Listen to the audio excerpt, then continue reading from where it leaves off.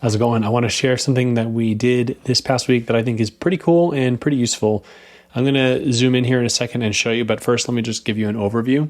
So what we're doing is cold outreach. We're starting with a list built using Google Maps. And then we're going to the websites that are listed in that Google Map listing, extracting the email addresses from the site. And when we do that, we're getting a bunch of extraneous information, extra things in the site source code that make the email address itself not deliverable. And the way we're going to fix that is using ChatGPT. So I want to show you how we trained a model to take these inputs from websites, email addresses from websites, and then extract basically what the email address should be or could be using GPT. I got a whole table here with a lot of different things, so I'm not going to show everything. But like I said, we start at Google Maps.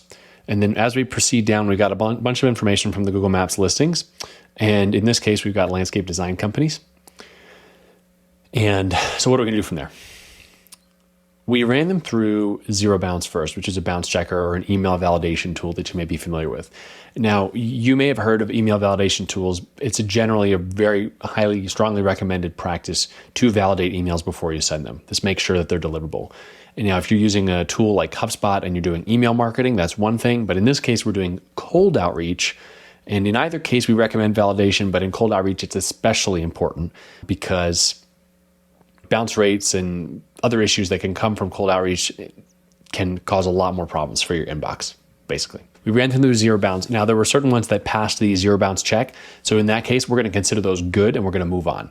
But there's a lot that didn't. I'm going to show you how we handled those. Now, here you've got a column of website emails that came through and we didn't get a clear code from Zero Bounce on the status of the inbox. This one is the one I'm going to focus on in particular. It's a really good example for the issue we had in this data set. You see items.303.750.7868 info. That is the problem. That's the thing that we're trying to solve. And a validator, an email tool is not going to be able to do that. What's happening here is it's got a phone number that it's concatenating with an email address, and no email validation tool is going to solve that. This is how we're going to use GPT. And you may notice that on the right, the way we're doing this is we're doing this programmatically, or we're doing this at scale across an entire sheet, rather than how you may be used to using GPT through the mobile app or through the desktop app where you're doing single prompts. I want to talk through the way that we built this prompt here. And on the right, starting out, we assign the role to the AI of data processor. And then I want to explain the way we structured this prompt. I'm not going to read you the whole thing. You can pause it. But I'm just giving the context that we've got email addresses that may have extra information in the beginning or the end. This is being provided from websites, and the most likely error is that there's going to be extra data at the beginning and end of the string. So look out for characters that are obviously incorrect, like letters on the end of a common domain like a .com.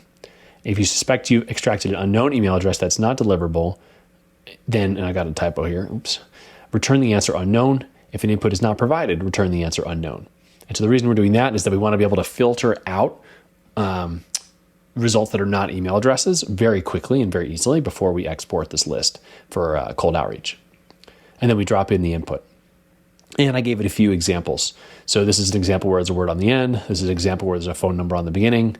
This is an example of just a string where from the website extraction, it's just pulling the @ symbol, and that's not even an email at all.